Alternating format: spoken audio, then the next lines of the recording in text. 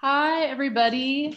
Welcome to the first ever virtual office hours with Roman Mars.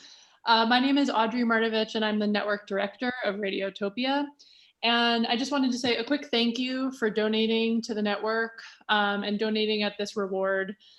We appreciate your listenership and your financial contributions. So thank you so much. And we're going to get started. Welcome, Roman. Hello. Hi. Thanks so much. You're very welcome. Thanks for doing this today. And I'm going to just kick it right over to you so we can get started with the questions. Great. I appreciate it. They've compiled some of these for me, and so I'm just going to go through in order and answer some questions, and keep asking them in the chat, and they'll compile them and put them in front of me so I can answer. I want to reiterate what Audrey said. I really appreciate you supporting Radiotopia and all that we do here. It means the world to me. So thanks so much. So from Benjamin Allard, who says, I'd like to know more about how and why Radiotopia started, and if community radio stations could learn something about your model and journey. And this sort of follows the next question that came up, which is, which came first, 99% of Visible and Radiotopia. So 99% of Visible came first, for sure. I've worked on sort of like every type of public radio show that exists, and I was currently working at KLW News in San Francisco and on Snap Judgment, the now PRX show, and there was this idea from the local chapter of the American Institute of Architects to have a little architecture minute to place inside of the local broadcast morning edition. And so I thought that was a good idea, expanded the idea to be all of design and not just about buildings. And that was 99% Visible. And after a few years or a couple of years of doing it, and it sort of gaining popularity as a podcast, I did this Kickstarter, and it was wildly successful. And it was probably I think it was the first big Kickstarter and sort of self-funded, crowd-funded venture inside the public radio space. And after that happened, I was also working for PRX on their XM radio channel, and I was at a company retreat.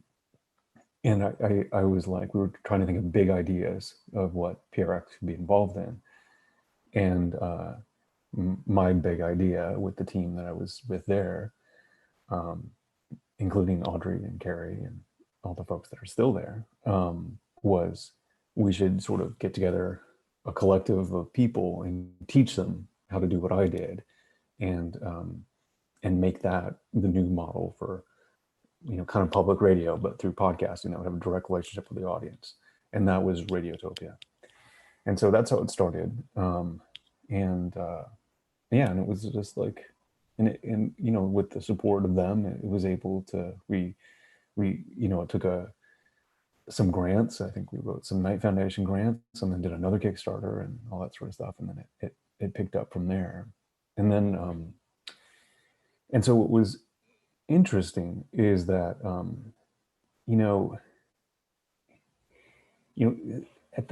at that point, what was novel about it was that this stuff was valuable at all. And I have to tell you, at the time, being a public radio producer was pretty tough. It was a low paying or no paying job. A lot of it was volunteer, but I knew that the audience was really passionate about it, and that they would support it if it was done well. And so I wanted the producers, I wanted a model where the producers would take control and own the work, and be able to pay themselves. And eventually, I grew 99 enough to pay 14 people to make the show.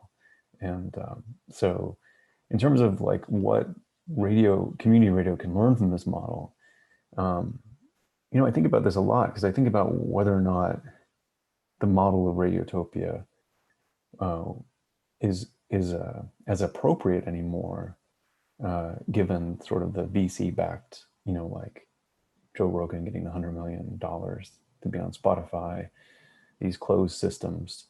There are other paths to make money now.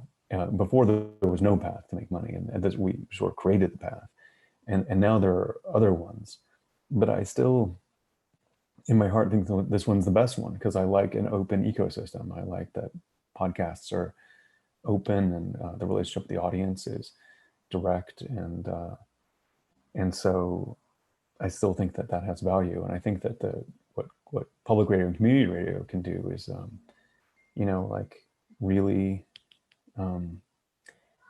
retain the values of an open system and new voices, and then and then also gain this new one of recognizing the fact that this stuff has real value, real monetary value to the creator, and let them realize that value. So it's a mix of, I think the mix of a mission and success is and the opportunity for success is like kind of the nice mix, and what radio stations should do, and other podcast collectives or podcast companies should do is recognize and serve both of those needs. So it's strange to do this just by myself. So please bear with me if it takes me a minute to get up to speed. So the next question I have is, your team has such a wide breadth of knowledge and displays so much insight. What skills make for a successful 99PI team member? Yeah, I mean, I've been really lucky with people who work on the show. We look for people to have a variety of interests. If you probably have noticed, there's like certain people gravitate towards certain things, and that doesn't really limit them because they're all really smart. Excuse me. But like Emmett is really passionate about the environment, and so a lot of his stuff have this intersection of design and the environment and climate. Vivian is much more of a pop culture person, so like a lot of her stuff is like the largest ball of twine, and cool and fun stories like that or like that. She has one coming up about Japanese mascots in a couple of weeks. So they kind of specialize in some of their interests, and so what makes them good is that they really like to tell a good story. They are passionate and curious, and they like. I just feel like we really do, like every time if I'm excited about a story that someone's doing, one of the things I notice is that a person comes back from an interview with an interview subject, and they just fall in love with that person, and there's a difference in like when a producer, like talks to someone and it really lights them up. It just makes for a better story, and the people that are really passionate about the people that they talk to make for the best team members. It's not really a requirement that they love design and architecture. In fact, many of them really don't. But a lot of them are really game for finding the sort of angle that makes it makes sense for our show. And we have a pretty, like a pretty broad mandate of what we cover and how we cover it. And but I try to keep the lens like focused on architecture and design in a way that makes the most sense. So let's see. 99% Invisible was a great tool to explore. This is from CN163. 99% Invisible is a great tool to explore design in our lives, and I'm looking forward to your book. What would be the next level up to take thoughts to a larger? What would be the next level up to take your thoughts to an even larger audience? Well, the book is a big one. I mean, so we have a book. Kurt and I wrote a book that's due on October 6th called The 99% Invisible City. And we were going to do a big tour and everything, but I was just told yesterday that is not happening. So it's going to be a virtual tour these days. And that's a really That was a big one. Because I kind of thought that there was this notion that like, even though podcasting is really important to a lot of people, it's really important to me. There's still like a good, I mean, now I guess it's only about 50 or 60% of the people, because podcasting's really increased in popularity. But a lot of people just don't know what it is and don't tap into it. And I think that over the 10 years, we have begun to like occupy a way of thinking about the world that I think can be sort of like codified into into a book and worldview, and put out into the world. And maybe, your dad who would never listen to a podcast, or your grandma, or your kid, would like the book and like the worldview that's being presented, and find delight in the everyday mundane world. And so the book is set up as, it's a series of essays that link together, that kind of form a kind of field guide to the city. So it explains, sidewalk markings and breakaway signposts and things like that. But it's all done. It's a really readable book. It's not just a visual book. So yeah, that's the big one. And then we get approached about different things in terms of like movies and TV shows. I've never found one that made sense to me. There was a funny thing that happened many years ago. I pitched this idea of doing a very calm, process-oriented, ASMR style Netflix show that I pitched to the head of the documentary unit at Netflix. This was like 5 years ago. I got a meeting with them because a real prominent Netflix producer was a fan of the show, and she just like called her, and I talked to her on the phone after a few emails, and so I had this idea that it would be like sign painting or street painting and all sorts of other stuff, like manufacturing signs, like all built world, like process stuff. And I would just narrate like deep dive facts and have them be funny and have them be odd. And I wanted to make that into a Netflix show. And it was resoundingly rejected. Like they had no interest whatsoever. Maybe for reasons I don't know, but I just thought it would be great. And so I told this story like a couple of weeks ago on Twitter, because somebody put up a picture or a video of somebody painting a road, and they wrote as a commentary, "No Netflix tonight. I'm watching this all night." And then I recounted this story, and that went off on Twitter. I've never been a trending topic, but that was a trending topic on Twitter, because people were so craving this really comfortable, comfort-based enjoyment of the process. And so so anyway, so that was one way I was trying to expand the audience, but it didn't take off. A lot of people seem to be interested online, but I still have yet to hear from Netflix, so I don't think it's going to happen. Okay, Harry Cool 2000 says, what is a thing that you would do differently if you could start 99PI again from scratch? I don't know. It's like, I have my mind doesn't really work that way. I kind of like my regrets or my things I've done wrong inform everything that happens now. And I'm pretty proud and pleased with how things are happening now. So, so I'm not sure what I would do differently.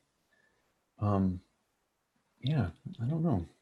I mean, it just depends on what I like the outcome that exists today. There's definitely things I would do differently if I was looking to be bought by a big media company, like I would do things differently, I suppose. I mean, but I don't want that. Yeah, I don't know. It kind of worked out the way I wanted it to, so it's hard for me to assess that one. Yeah, so move on. Which 99PI episode influenced your life the most? Well, I mean, it was kind of the first one. I mean, probably it's kind of a boring answer, but the reason is it was like there was this moment where I was in the San Francisco Public Library talking about why it was the way it was, because I talked to an acoustic engineer, and it's really, really loud. And I kind of noticed some cause and effect by being present in it. And it really made me both trust my judgment as a researcher and as an observer of something to make statements about the world. And so in that way, it was really influential because it sort of set the tone for how I was going to do the most. I mean, I would say that in terms of like the most impact, I would say the stuff on flags. Like it was like the 6th episode of the show was about flags, and then the TED Talk, and now there's like 300 redesigns of municipal flags around the country, and so that had the biggest impact on the world, and therefore like it kind of fed back to me all those different ways. So. Are you planning any other miniseries for 99PI? I love articles of interest. Yes, so do I. I love articles of interest. The last episode of Articles of Interest comes out on Tuesday, by the way. So Katie Mingle is our senior producer, and she's been, for the past 2 years, been working on a story or a series of stories on homelessness in the Bay Area. And it is it's amazing. Like we work with the tape. We've been doing edits, and so that comes out in December, and along with articles of interest, that could be the best thing we've ever done. Like it's amazing, and I have very little to do with it. Like I just basically gave Katie the runway to do it, and hired a couple other people to help her out, and so. That one I'm really, really excited about. And so we're, and it'll also be like in the 99PI feed, like articles of interest is. And so I think we'll do more after this. They take a ton of time. They take a lot of people, off of the regular show. And so we just never want to damage the core show and while to do one of these side projects. But for the most part, those are driven by the producers themselves, and those producers, like Avery's been with me for 6 years, and Katie came on right afterward, and they were just looking for something that was kind of their own, and to sort of expand their voice and their writing and their skills, and create something in the 99PI family, but its own thing. And so that's why those things come up, and I think they're great. How do you find recruit new podcasts as part of Radiotopia Network? This is asked by Mary Martins. I'm not sure. So how do you find and recruit new podcasts? I mean, we basically just sort of keep our ears open for everything that is possible. So, like it used to be a little bit easier because more shows were independent and weren't affiliated out of the gate with another company. And so we look for people who are, the thing is, when I created Radiotopia, like I really had this notion that everyone would want to host and own their own show and produce it and be their own business person and own it and run the business side of everything. And I just thought this was the greatest thing that you could get for everyone. It was like all of that work. And so, but it turns out that actually is a pretty rare person. So we don't expand very quickly. One, because we kind of don't have the bandwidth to expand very quickly. We're a small team. I mean, we're getting larger all the time. In the past year, the Radiotopia team has grown tremendously. But we look for a type of person that wants to do all those things. And a lot of people these days, especially like back then, like as I was saying earlier, like there weren't a lot of options to take your work and monetize it and own it. And now there are. And so a lot of people would rather just kind of have the structure of being an employee. They want all their stuff taken care of. They just want to be paid well to do one fraction of the job, be a host or be a producer, and that suits their interests. But we're looking for a different sort of person, and they're hard to find. And so you will find no bigger podcast listener than me. I'm a huge podcast fan. I'm a huge podcast listener. I get really irritated when podcasters say they don't listen to podcasts. It makes me so mad, like the arrogance of that. I learned so much from other people's podcasts. And if somebody is unaffiliated and, seems like one of us, I begin to get in touch and I just ask them what they need, and if there's a way we can help. And a lot of times we can't, like we offer something very specific for a very specific type of person. And but if it does work out and we can, then we try, and then we also look for other things in our mission, just like we want, more sort of underrepresented voices. And so we work really hard to sort of focus our attention on that, and reach out to people and develop those things. And so a good portion of my Radiotopia time is sort of talking to different folks about their work, and seeing if there's some way we can help. And so that's what usually happens. And some people get in touch with us directly. Julie does most of this. Like, I just only do it some. But right now I'm working on a couple of different shows that I hope will be Radiotopia shows someday. So we'll find out.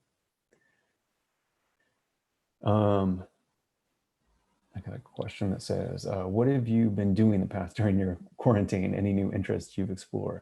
I mean, the main thing I've been doing is I cook a lot more. I'm kind of a takeout person, unfortunately. I've always been one. I was raised by a single mom who was a cook in a restaurant, and so she was not home for dinner, and that's when I learned to order pizza, and I basically ate pizza for my entire life.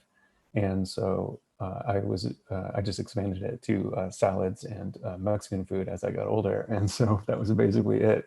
But now I cook all the time, and if you ask my kids what their favorite part of the quarantine or this new life is, it's they said without me prompting, it's like that my cooking is like they like my cooking. And so I cook. I've been baking bread, that's that kind of thing. But that's about it. Mostly I work and cook and try to work out still, that sort of thing. But the cooking is the big one. Miss hearing from the boys. What are they up to? How's parenting during the pandemic going? That follows next. Well, they're here, so you might hear them they're banging around. They're on Zoom calls for school. Yeah, they were part of for people who don't know, they were part of like an ad campaign for a long time. And so people got to know them, and I always liked that as part of the show. And then the ad campaign, the product that they were, promoting, stopped being supported, I think, and so that one stopped. And they're good. They're 13. They're finished. Today's their last day of 7th grade. They're almost as tall as me. They have really long hair and a shadow mustache on their face and stuff, and they're lovely boys. And it's been great with them during quarantine. So I like that part a lot. Can you say something about your time at Simon's Rock? Her daughter is going there. Okay, so Simon's Rock is a college in Western Mass. It has a sort of an alternative structure so that it accepts a lot of sort of gifted misfits who for whatever reason don't want to finish college, or maybe they finished college young. So I went to college when I was 15, and I went to Simon's Rock, and because it was absolutely necessary for me. As I said, I was raised by a single mom. My older sister had already left the house. I was just ready to go. And so Simon's Rock was a life changer for me. Like, it saved my life. I was on I don't know if I was on a destructive path, but I was just a sad kid.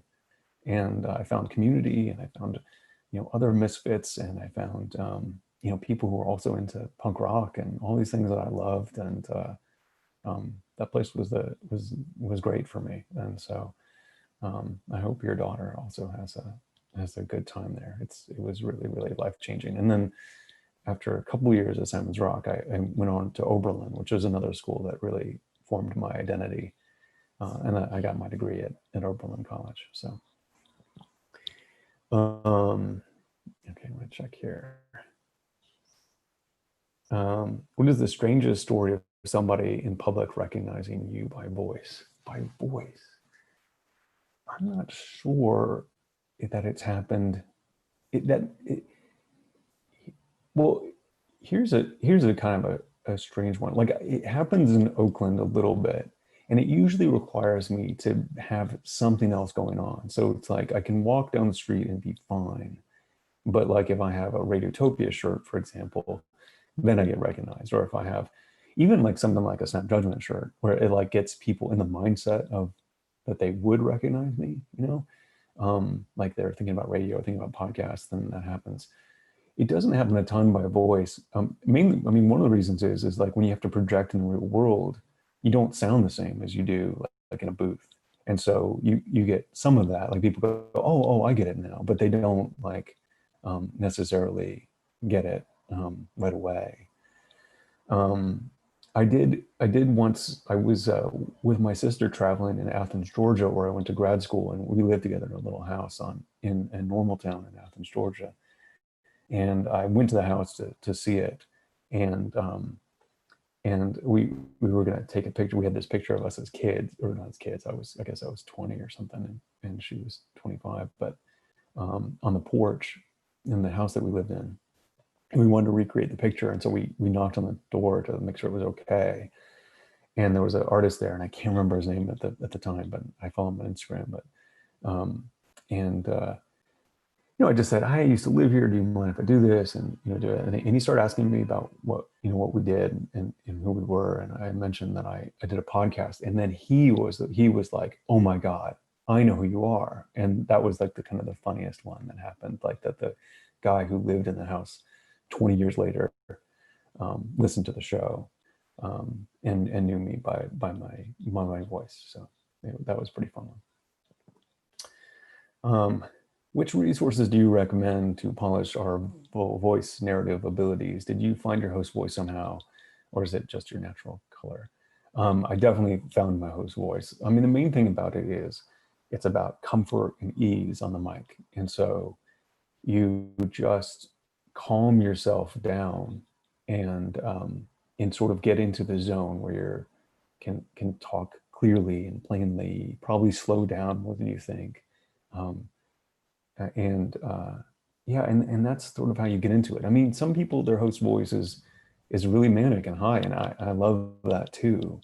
But that's how I found my host voice. And I definitely, the way to think about you as a host and a performer on the mic is you are definitely trying to be yourself, but you are performing to be yourself. So, and what that means is it is an unnatural condition to be in front of a large microphone and to talk in a monologue. And so you have to work to be as natural as you are in person. And so that actually takes, you're like an actor. And so you work on it like a character. It's not that it's fake and it's not that it's not you. It is you. It's just that you have to work just to get over the hump of the unnatural part of what it means to be a host. And so yeah, you develop your voice. I don't feel like, I remember getting into radio and thinking I'll just be a producer because my voice is so bad. And I swear to God, I thought this, and people are amazed by that because it is my voice and my voicing is the thing we get the most emails about. So you never know how you're going to develop in terms of your voice. What microphone do you use in the studio? We just got new ones. I can't remember what they're called. I mean, the ones that we founded the show with and the one I use at home is this Audio Technica AT 897. It's a shotgun mic. If you're like in these conditions where you're in a house or in a live setting, you kind of need a shotgun mic to get this direct bit of sound, straight in front of the microphone and not pick up all the sound in the room as much. But I can't remember the new mics in the studio. Sharif researched them and got them, and he liked them a lot. So I wish I knew. A boring one. That's not my commentary. Someone wrote, this is a boring one. What tools do you use to create podcasts, generate ideas, collaborate on scripts, and schedule the production? we create podcasts inside of Pro Tools. It's just it's an expensive option. It's the professional option that I learned on, and that's why I saddle everyone else with it. Um, we collaborate on the Google Calendar and Google Docs mostly, and then a lot on Slack actually. So we talk a lot on Slack, and we have channels for each episode. The scripts are done in Google Docs, and we have an internal ideas channel where we just pitch ideas, and then we have pitch meetings, and it's always just it's just all that sort of stuff. It's very collaborative. All the ideas come from all the different people. And then we just try to get each other excited about the different ideas and then decide which ones to pursue. It seems you're always promoting new podcasts and up and comers. Was this purposely built in the culture you developed? Yeah, I mean, honestly, I'm just a fan. I love podcasts, and when I find a new one that I love, I just love telling people about it. And like Radiotopia is structured such that we didn't create it as a company in which I owned or was the boss of anybody. So I just promote good ones because they deserve to be promoted. And I feel like that genuine, like active promotion and, like sort of like introducing my audience to things I think that they would like, is both a service to the audience and a service to new voices. And so I just, it's just natural to me. I don't really curate it based off of, any strategic plan. I just put stuff on I like. And so that's very much part of the Radiotopia and PRX mindset. I mean, really, a lot of this ethic is streams down from PRX, which is just like this incredible mission-driven organization that's just trying to get good, meaningful stories to people who care about them. And so however I can do that, whether or not they're part of Radiotopia or not, is important to me. Where did the term beautiful nerd come from? That was just an ad lib. I remember, I think it was the first Kickstarter campaign. We had set a goal of trying to get, I think it was like just over $40,000, $42,000. And we ended up hitting it in a 24-hour window. And I was just like so overwhelmed, like emotionally overwhelmed, because again, no one had really done anything like this before. And so like, it was so untested, it was so weird. And I just was like, oh, you beautiful nerds, like that. And then it just stuck. And so it became beautiful nerd, TM or whatever. So, but that's where it comes from. Does anyone ever tell you that you sound like somebody else? Well, I get told I sound like Nate DeMeo from the Memory Palace. And I think we have some similar intonations. I actually don't hear that one. I think we just have a similar like low-key style. I think he has a much more mellifluous voice than I do actually.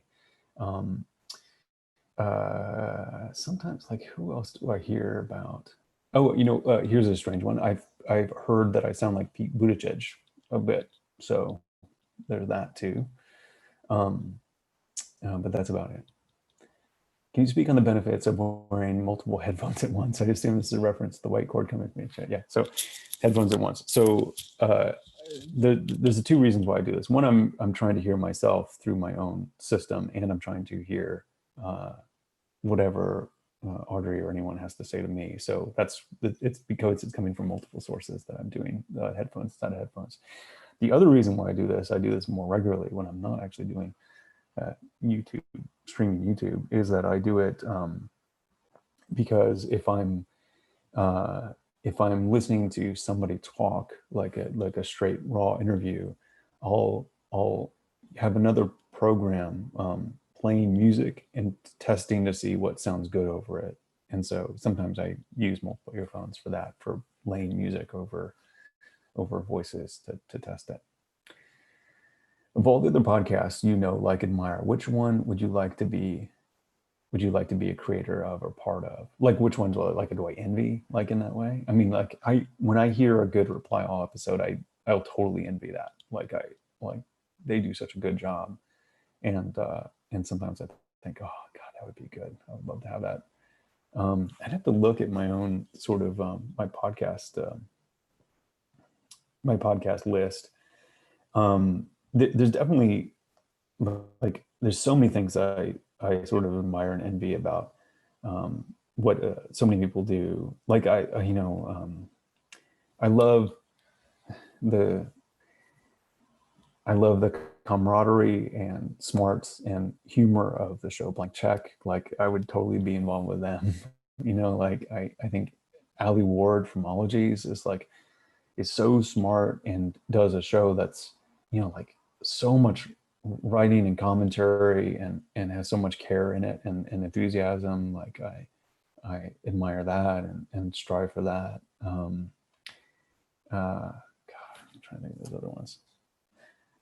I listened to this series called Dead Eyes about an actor who got cut from Band of Brothers, and it's his sort of reconciliation with that, or it's just him reconciling with the idea of him not getting that part and what it did to his life. Was well written and admirable and interesting, and like part of me was just like, oh God, that I would like if I could have helped him. I mean, the thing is like one of the things that happens is like I feel like Radiotopia is a service to creators, and so like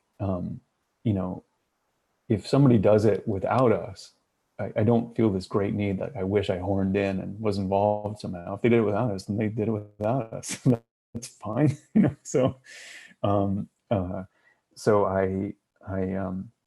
so I don't have that type of envy. But every once in a while, I really think, oh, I'd love to be like in business with this person because I think this person is cool. Anyway, how difficult is it to do collaborations like the Roman Mars Mazda virus on Reply All? I mean, it can be hard with them. It's really easy. They're loose. They have a pretty loose. They have a good schedule. They're professionals. I mean, it requires a combination of people being willing to work with you, like not being kind of grabby about the like who gets to do it first and all that sort of stuff, and and then and then and then say they have some flexibility, but also are professional enough that they recognize that we have a timeline and we're really busy and all that sort of stuff. So with them, it was super easy. I remember what I wanted to do was they put these little clips of the fake podcast to test the Roman Mars virus. And they just put clips of them on and I had heard them all. And I was like, I want to play them all. And they were just like, yeah, sure, that sounds great. And so that made me really, really happy. In terms of other things, like it's usually just what makes collaboration easy is that I'm not a very big contract person, and lots of stipulations and stuff. It's like, like if they want us to play a thing or work with them on a thing, it's sort of a handshake deal. We just do it. So that's how it works. Do you have a personal favorite episode of 99% Invisible? Says Emily Pointe.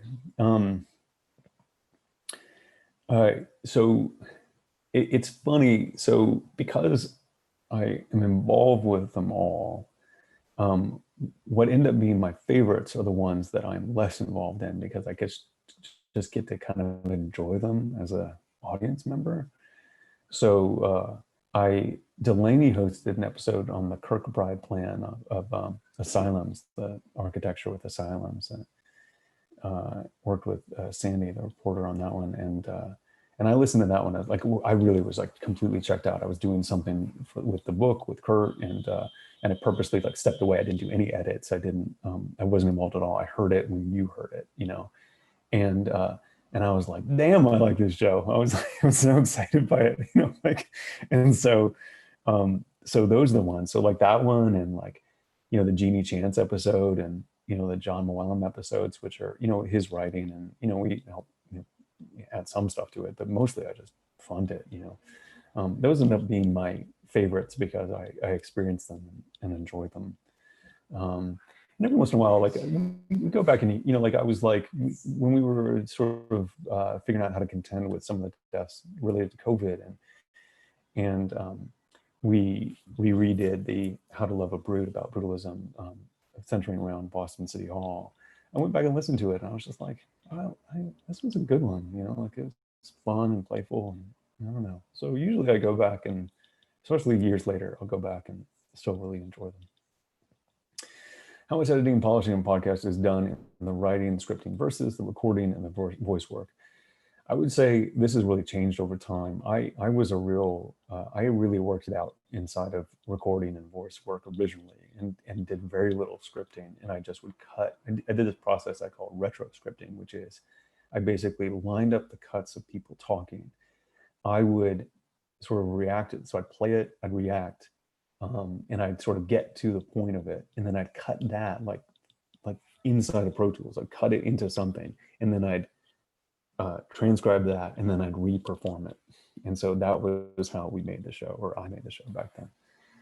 Now we have to all work together and we work on scripts. And so I would say that the majority of it is scripting. So like the lead reporter writes the script, works with a paper editor first, then we come to a meeting, we do a read to tape. We all do the read to tape, we edit that over the course of, usually it takes about 3 hours to do a piece. Then they go back and do the fixes, and then we record scripts and then put it together, and then do that process again.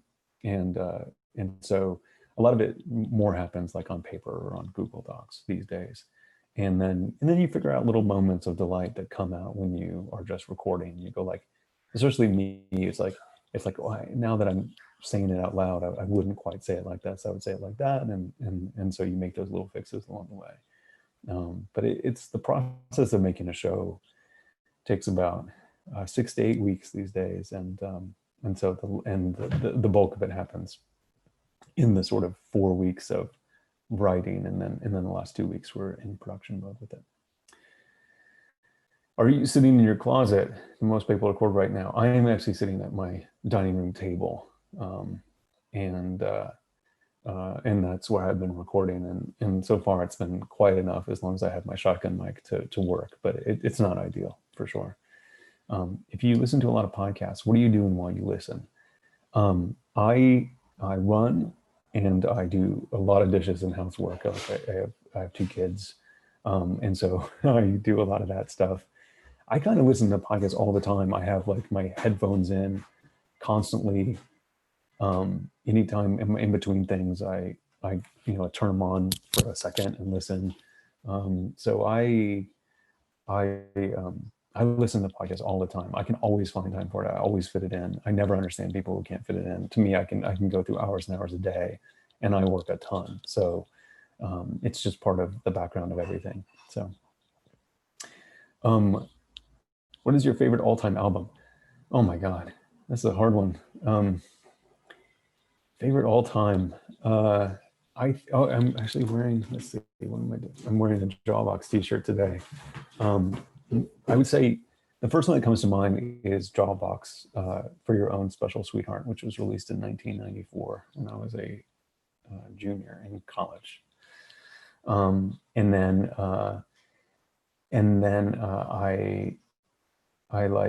I would say then there's a ton of other ones. There's the one that inspired me walking around my house episode that Roman Mars describes things is the album called Beauty Pill Describes Things as They Are, which I think is a beautiful work of art. All-time favorite is really, really hard for me. Let's see, the first Throwing Muses album, the Pixies, Surfer Rosa, Superchunk's No Pocky for Kitty, and Superchunk's the most recent album, What a Time to Be Alive, I think it's called, and is like a masterpiece. It's as good as their second one. What other one's my favorite? I think the Dismemberment Plans Emergency and I, which is actually engineered by Chad Clark of Beauty Pill and Jay Robbins of Jawbox. So it's like that whole group of. There's a band called Juno out of Seattle that was on DeSoto Records, and their first album is a beautiful masterpiece, and it's not available on any streaming platform. It's like I've actually talked to Kim Coletta of DeSoto Records about this. She was a member of Jawbox, and it's not available, and so that bums me out. I don't know. I have a ton of albums. I could just I could list them all. What is your first memory of music? I love music so much. I was always, I bought records as a kid.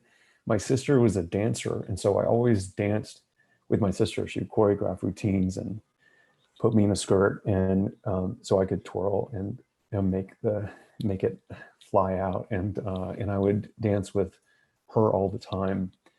My first record was the long play of the Sugar Hill Gang's Rapper's Delight, and I played it all the time, and that was my favorite record.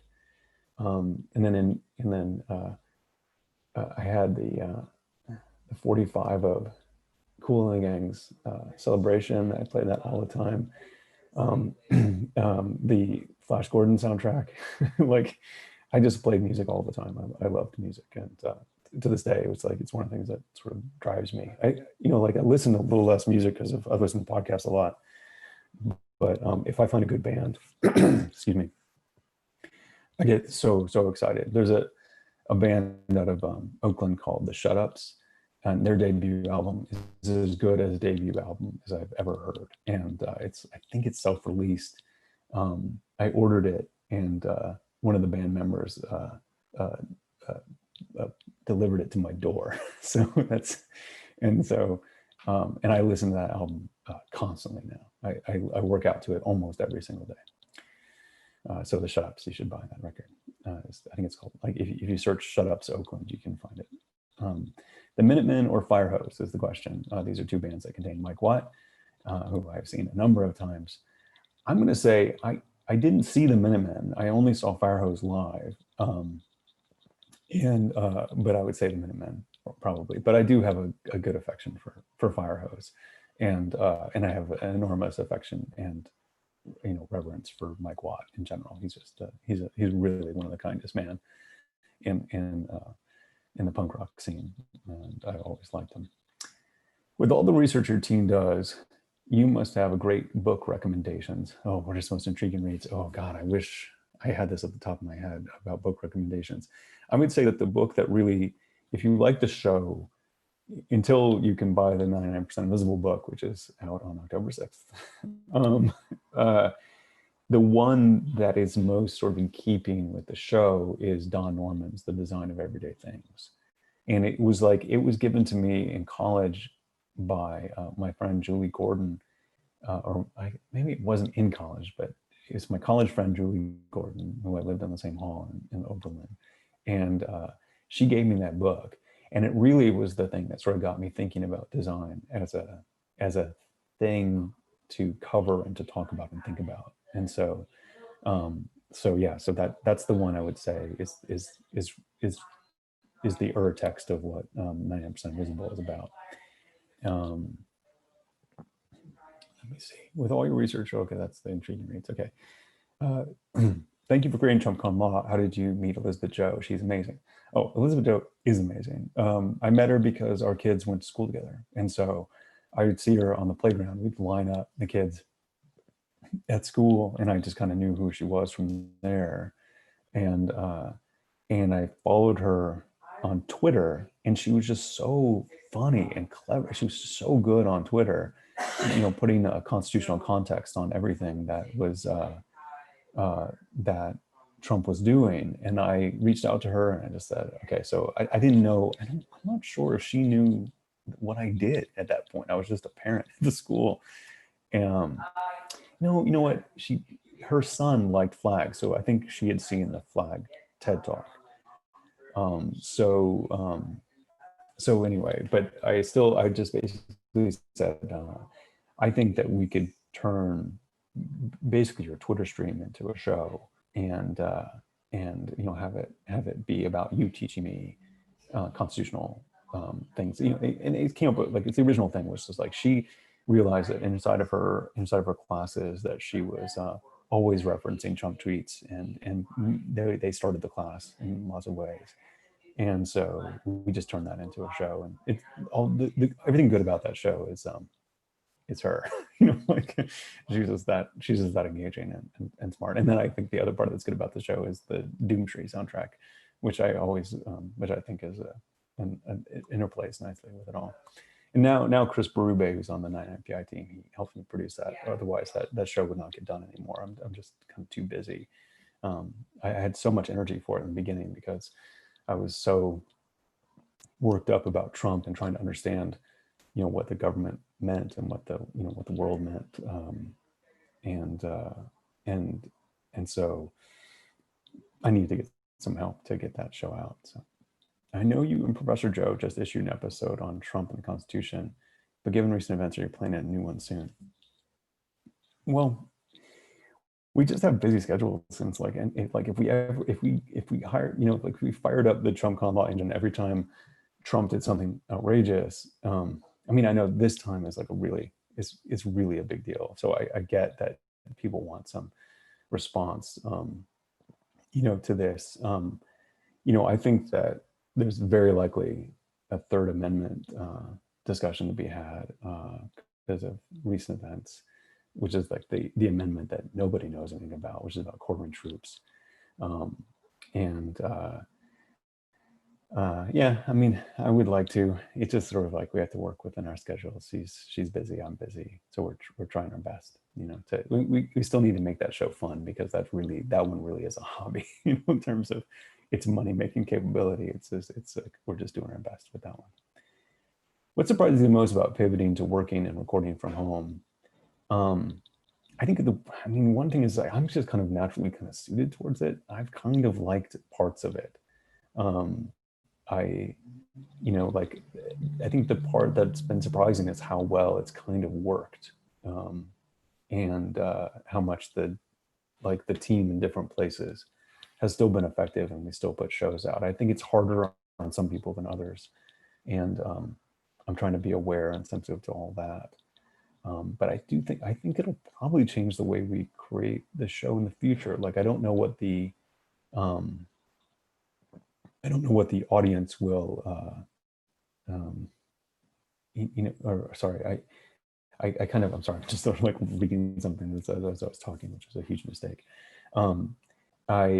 It's possible that the show, we could just have like a space we all come into when we want to, and we just have recording studios and people come and go as they see fit, instead of having dedicated offices like we do. I don't know how it's going to change everything, but it's been surprisingly easy, I think. What's your daily schedule like, or lack thereof? How do you stay productive and creative? It's really shifted. I used to get up just kind of naturally at like 6:40, and because my kids got up at that time, and now with their school starting later and stuff, and like I've been sleeping in, and it's really been shifting. It's super hard. Like it took me a little bit longer than I heard other people, like several weeks before I began to feel the effects of being inside all the time. Yeah, I just try to, I set aside the morning to respond to a lot of things. I don't really take meetings until about 10:30 or 11 my time, if I can help it. And then what I don't do anymore is I don't do as much working. No, I kind of, after I put because the kids are kind of with me the whole, like on the days I have them, they're with me like a good chunk of the night, and so I don't work during that time period, which I would normally work a little bit more. So I definitely work less, and I think that if you're working less and doing less, so be it. It's a weird time, so give yourself a break. Where do you find ideas and inspirations for stories? What clues do you look for that hint that would be an interesting story there? We look kind of everywhere. Everyone pitches stories on the show. Most ideas come from the reporter that you're hearing me interact with on the episode is usually the generator of that idea. A lot of it comes from the internet. It comes from like a story inside of a story of something I'm reading, that sort of thing. It's the ideas are the easy part. I can't stress this enough, because I was just talking to someone who was going to create a show, and he was kind of worried about like, well, how do I come up with 40 topics a year to do a podcast about? And I was like, you'll never have a problem with topics. It's just the energy to get them done is always the problem. Um, so yeah, we just sort of look at ways to do. We look at things. We try to find a new angle. Just things that we're curious about. That's what happens. Is there a topic you really want to do an episode on, but something logistics or otherwise keeps getting in the way? I mean, right now there's a few of them.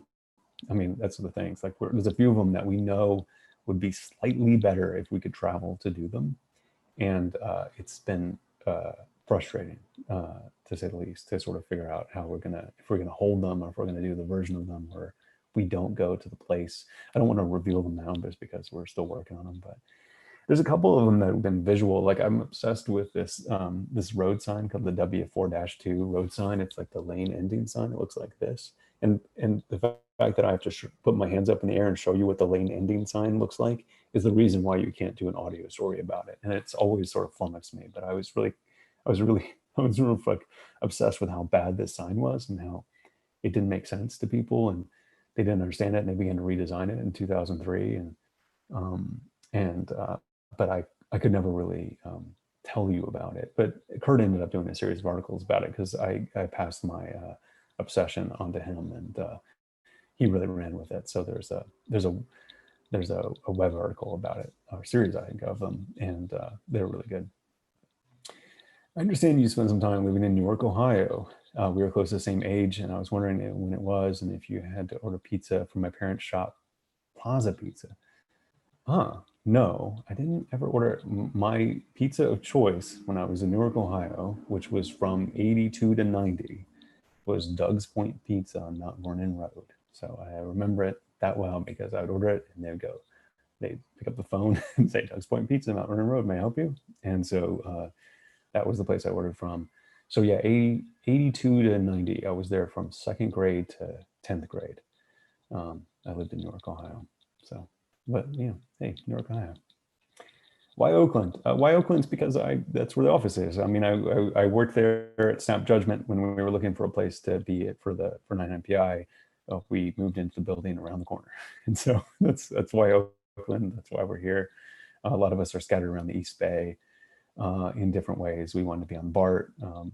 Oakland is a great place, and it's a thoughtful and interesting historic place. It has lots of different people butting up against each other in interesting and cool ways, and we always wanted the show to feel like it wasn't coming from a vacuum, like it was coming from somewhere. And so that's when I started saying from beautiful downtown Oakland, California, and so that's where that's what we do. So so I miss the office. I mean, that's something about the quarantine that's been hard. Is I like going to the office. I like the Lowers newsstand, and I like all the different places that I used to go to. But it's but my house is okay. So hopefully we'll get back there soon. I think we're running out of time, and I don't have much to add. I mean, I just really appreciate. I think we're going to do another one of these next week. That's right. Yep. So, okay, there we go. Places. Hello. And so if you could join again and ask more questions, well, I think we'll save some of these and get more questions. I see some down below that look kind of fun about my history as a genetics graduate student and stuff. I did want to specify that, if you are, we're doing a special discount code for at the 99PI store. So after the office hour sessions, we can, we'll send you the 10% discount code if you want to buy something from the 99PI store, and we have lots of fun stuff on there, including a T-shirt that the most requested T-shirt we ever had, which says "Beautiful Downtown Oakland, California" on it. And so we'll send that out after this. And I really appreciate you guys listening to me ramble for an hour. It's so long. It's like my voice is getting tired. So. I hope it's been valuable and worth it. And it reminds me of the old office hours days I used to do in person here in Bay Area. So I really appreciate it. So anyway, that's all from me. Thank you, Roman. That was great. And thanks everybody for coming. Thanks for the really wonderful, thoughtful questions. Yeah, good questions. Yeah, really good questions. It was hard to pull them. There were so many that we didn't get to, but like Roman said, we're doing this again next week. It's next Friday at the same time, the same URL. So you can join us. You're welcome to join us again. Where we gave two options for folks who have donated. So thank you again from all of us at Radiotopia for your donation to the network. We really appreciate it. And we hope you stay well, and